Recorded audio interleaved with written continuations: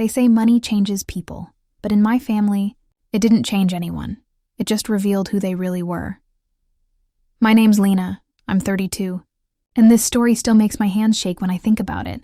Because when I lent my brother $3,000, I wasn't trying to play hero. See, I was just trying to help. But that money turned out to be the price of my peace. It started one rainy evening 6 months ago. My brother, Ethan, called me out of nowhere. He never calls, not unless he needs something. I remember wiping my hands on a kitchen towel, staring at his name flashing on my phone. "Hey, Len, I messed up," he said before I could even say hello. There was this nervous edge to his voice. He told me he and his wife, Maya, were fighting badly. He said she'd kicked him out, that she was threatening to file for divorce. He needed money, just to hold things together. His words, "It's temporary. I just need a few thousand to make rent and show her I'm trying." I hesitated, not because of the money, but because I'd been here before. Ethan's always been charming, manipulative even, the kind of person who can make a lie sound like a cry for help. Still, he's my brother. And I grew up in a house where family helps family was practically tattooed on our foreheads. So, I did what I always do. I opened my banking app, moved $3,000 to his account and told him, "It's not a gift. Pay me back when you can." He thanked me, but his voice didn't sound grateful. It sounded relieved, and that should have been my first red flag. Over the next few weeks, I kept checking in. "How's it going with Maya? Are things better now?" He always had some vague excuse. "She's still mad," or "It's complicated." Then his replies started getting shorter. Sometimes he'd ignore me for days. My mom told me to stop pushing him. "You know how men are," she said. "They need time to cool off." Except he wasn't cooling off. He was vanishing. One Saturday, my friend sent me a message with 3 words that made my stomach drop. "Check his Instagram." I hadn't looked in months. Ethan's the kind of guy who posts everything. Food, outfits, quotes about loyalty he doesn't understand. When I opened his page, I froze. There he was, smiling under the Dubai skyline. First-class lounge, desert safari, luxury hotel tagged, and next to him, not his wife. Her name was Claire, a woman he'd dated years before he married Maya, the same woman he'd cheated on before the wedding. And there they were, wrapped around each other like the world was theirs. The caption read, "Sometimes you gotta go where you're appreciated." $3,000. That was my money and his sunglasses, his champagne glass, his stupid desert Jeep. That night, I sat at my kitchen table, my phone in my hand, heart pounding like I'd run miles. I scrolled through every photo, 6 in total, same hotel. Same woman, same smug smile, the same brother who'd called me crying about saving his marriage. I didn't sleep that night. I just kept replaying his voice in my head, the guilt he used, the way he'd said, "I just need to show her I'm trying." Trying what? To betray everyone who ever trusted him? By morning, I was done being quiet. I called him. He answered on the 3rd ring, groggy, like he'd just woken up. "What's up?" He mumbled. I didn't yell. I didn't even raise my voice. I just said, "You said that money was for Maya, for rent, for fixing your marriage. You lied." There was a pause, then a laugh. "A laugh." He said, "Relax, Lena. It's my life. You'll get your money back when I feel like it." That was it. That was the moment something inside me cracked, not in anger, but in clarity. I hung up. No screaming, no guilt, just silence. Then I opened my banking app again. And this time I wasn't transferring money. I was closing accounts. Every joint subscription we shared. Every family payment plan, gone. He didn't know it yet, but that was the start of my revenge, and I wasn't doing it out of hate. I was doing it out of self-respect. Because family doesn't mean forever. Sometimes it means finally saying, "Enough." I didn't tell anyone what I'd done that night. Not Mom, not my husband, not even Maya. Because this wasn't about making noise anymore. It was about watching him feel the silence he'd earned. For 2 weeks, nothing happened. Then slowly the ripple started. It began with a text from Mom. "Honey, your brother says his phone plan got canceled. Did you change something?" I stared at the screen, half smiling. "Yeah," I typed. "My money, my name, my plan." I just took it back. 5 minutes later, Ethan called. I didn't answer. He left a voicemail, his tone bouncing between fake calm and boiling rage. "You're being dramatic, Lena. I said I'd pay you back." "You're really gonna cut me off over that?" Yes, I was. But that wasn't enough. He'd humiliated me. Publicly. Shamelessly. And still thought he could talk down to me. So I decided to hit him where it would sting. His ego. I reached out to Maya. We hadn't spoken since before their separation. She'd always been kind, but guarded. The kind of woman who learned early that loving Ethan meant always cleaning up after him. When I called, she sounded surprised. "Lena, is everything okay?" I took a deep breath. "I think you should see something," I said. I sent her screenshots. The posts, the Dubai tags, the comments from his friends. All of it. There was silence for almost a full minute. Then she said quietly, "He told me he was in Florida for work." Her voice cracked. "Thank you," she whispered, and hung up. I didn't hear from her again for 3 days. Then I got a text. "He's moving out. You did the right thing." That should have made me feel better. It didn't, because the fallout had just begun. The next morning, Ethan showed up at my office. He didn't call. He didn't text. He just appeared. I saw him through the glass doors. Sunglasses, fake confidence, that same arrogance he wore like cologne. He walked right up to my desk. "You showed her the pictures?" he hissed, keeping his voice low. I didn't flinch. "You lied to both of us," I said. "She deserved to know." His jaw tightened. "You think you're better than me?" "No," I said. "Just not as empty." He laughed. That fake, disbelieving laugh he always used when he was cornered. "You think this makes you a hero?" "You broke up my marriage." "No, Ethan," I said quietly. "You broke your marriage. I just stopped pretending not to see it." For a second, I thought he might actually hit the desk. His hands curled, then unclenched. Finally, he muttered, "You'll regret this," and stormed out. I didn't regret it. But I did worry. Because if there's one thing I've learned, it's that men like my brother don't lose gracefully. That night, I told my husband, Aiden, everything. He listened quietly, jaw clenched, fingers tracing the rim of his coffee mug. When I finished, he nodded slowly. "You did the right thing," he said. "But be careful. Ethan's not the type to stay humiliated for long." He was right. 2 days later, someone keyed my car. Deep, deliberate scratches across the hood. The security camera caught a blurry figure. Tall, familiar, baseball cap pulled low. I didn't report it. Not yet. I wanted proof. So, I waited. Meanwhile, the family started circling. Mom called daily, her tone syrupy sweet. "You know how your brother is," she said. "You shouldn't hold grudges. Family's all we have." I didn't argue. I just said, "If family's all we have, why does he treat it like disposable income?" She didn't have an answer, but that's how it always was. Excuses over accountability, denial over truth. For years, I'd been the quiet, responsible one who smoothed everything over. Not anymore. I'd spent my whole life patching holes in a ship that wasn't even mine. This time, I was watching it sink. A week later, Maya reached out AEK later, Maya reached out again. In a week later, Maya reached out again. A week later, Maya reached out again. She wanted to meet for coffee. When I saw her walk in, she looked lighter, tired but relieved. She told me Ethan had moved out of their apartment, that she'd found out about other women too. Then she leaned in and said, "He told people you stole from him." I felt the blood drain from my face. "What?" "He said you never lent him anything, that you're jealous of him, that you're making stuff up to make him look bad." Of course he did. It's what manipulators do when they lose control of their story. They rewrite it. But that was fine.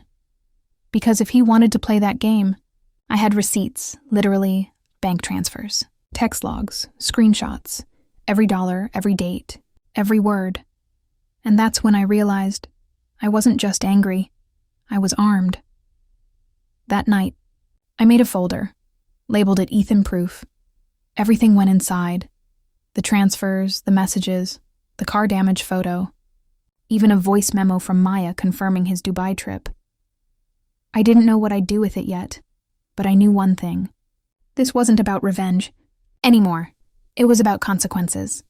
Because people like Ethan don't learn from kindness. They learn when the world finally mirrors their cruelty back at them.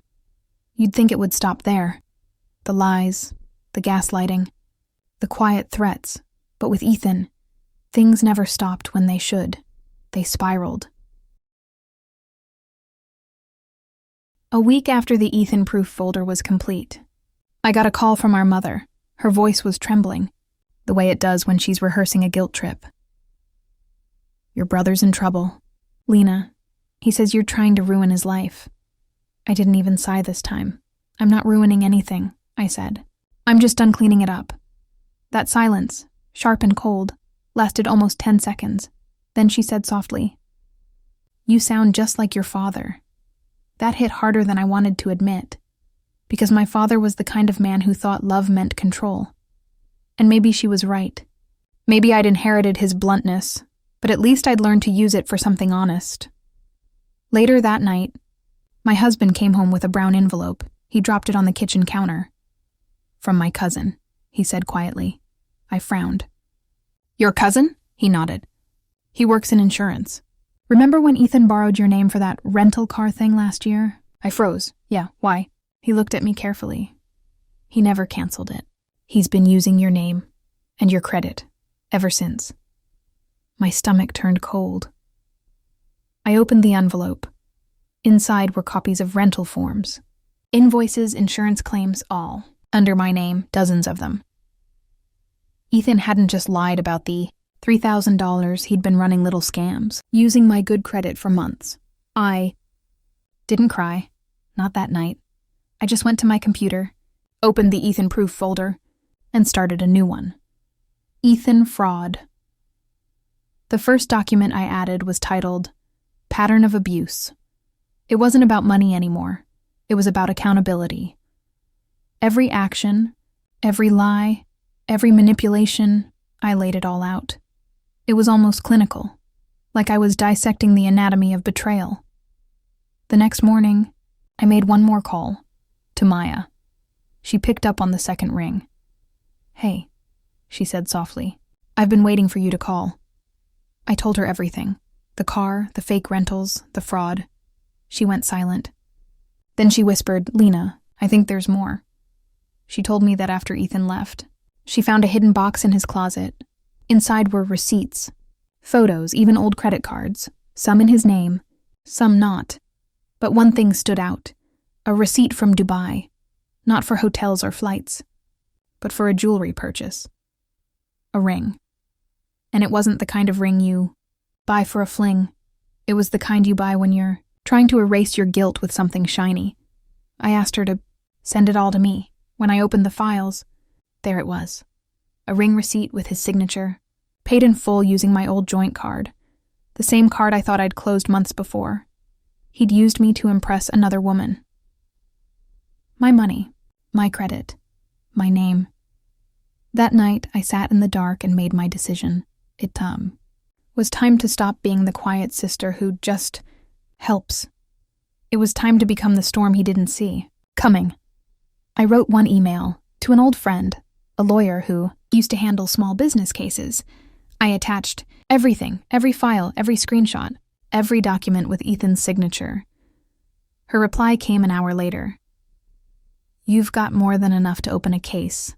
Identity misuse, fraud, coercion. You want me to start?" "Yes," I typed, quietly. Over the next few weeks, things started unraveling. Not for me, but for him. Ethan got flagged by the bank for suspicious transactions.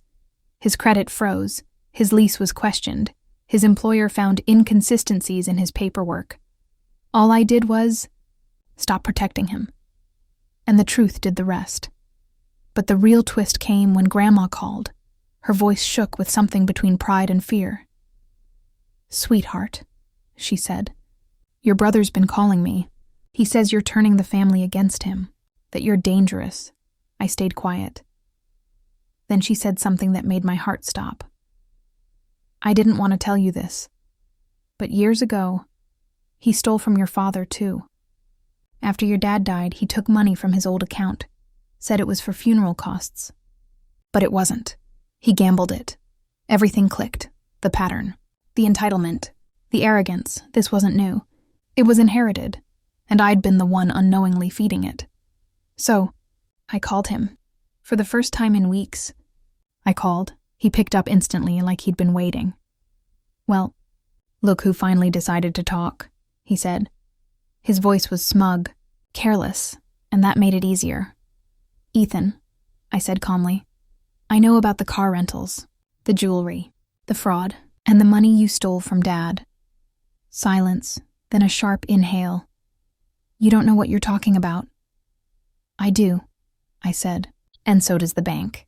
And the lawyer. You've got 1 week to pay back what you owe, or you'll see what real consequences feel like." He laughed, short, forced, ugly.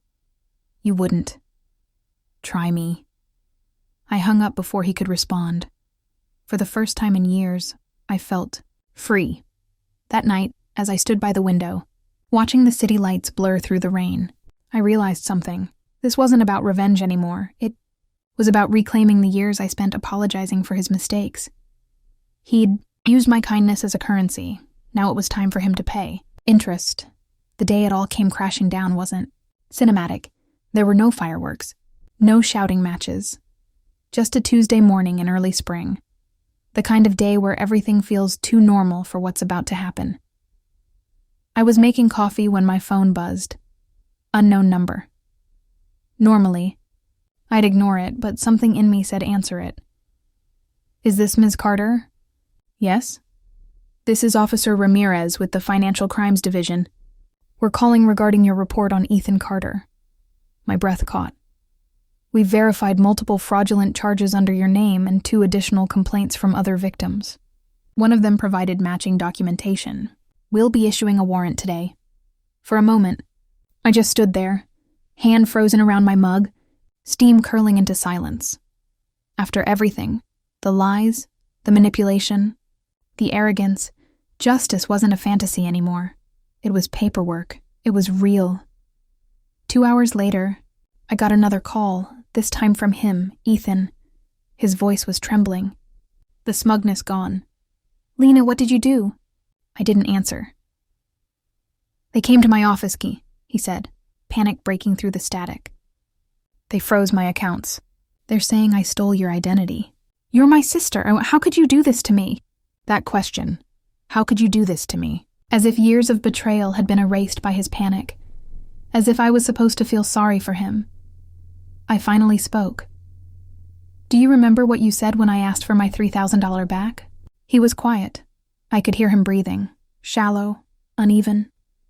"You said, 'You'll get it back when I feel like it.'" I paused. "Well, I guess I just stopped feeling like waiting." He started cursing, shouting about family, loyalty, blood. All the words people like him weaponize when their lies stop working. I didn't say another word. I just hung up. The next few days were quiet, too quiet. No calls. No messages, just the sound of a life rearranging itself without him in it. Then one night, Maya called. "He's gone," she said softly. "Gone?" "He got fired, lost the apartment. They repossessed his car. He packed up whatever he had left and disappeared." I didn't feel joy. Not really. Just a deep, tired calm. The kind that comes after a storm has finally burned itself out. A week later, I was visiting Grandma when the mail arrived. A small, unmarked envelope addressed to me. Inside was a folded note and a photo. The note said, "You always thought you were better than me. Congrats. You win." The photo was of us, me and Ethan, taken 10 years ago at my college graduation. His arm was around me, his smile wide, his eyes empty. I looked at that photo for a long time. Not with hate, just understanding. Some people never grow out of their selfishness. They just learn to disguise it better. And when they're finally exposed, they call it betrayal instead of consequence. Months passed. Life settled. I started sleeping again, cooking again, laughing again. One evening, Grandma invited me over for dinner. When I arrived, she was sitting on the porch, knitting. She smiled when she saw me. "Peace looks good on you," she said. After dinner, she handed me a small box. Inside was a bracelet. Silver, delicate, engraved with 3 words, "Paid in full." I looked at her. Confused, she smiled. "It's not about the money, sweetheart. It's about what you owed yourself." And for the first time in years, I believed it. A few months later, I got an email from Maya. She'd moved on. New city, new job, new life. She'd run into Ethan once, briefly, at a gas station outside Phoenix. She said he looked different, older, smaller, like a man finally standing in the shadow of his own choices. She didn't talk to him. Neither did I, because closure isn't always a conversation. Sometimes it's silence that never needs to be broken. Now, every time someone asks me about forgiveness, I tell them this. Forgiveness doesn't mean opening the door again. It means locking it and throwing away the key without bitterness. I don't hate my brother, but I don't owe him peace either. He earned his silence, and I earned my freedom. And as for the $3,000, let's just say he paid me back, not in cash, but in clarity, because sometimes the best revenge isn't destruction, it's detachment. It's the quiet, steady truth that the person who once controlled your peace no longer gets to define it, and that's worth more than money will ever be.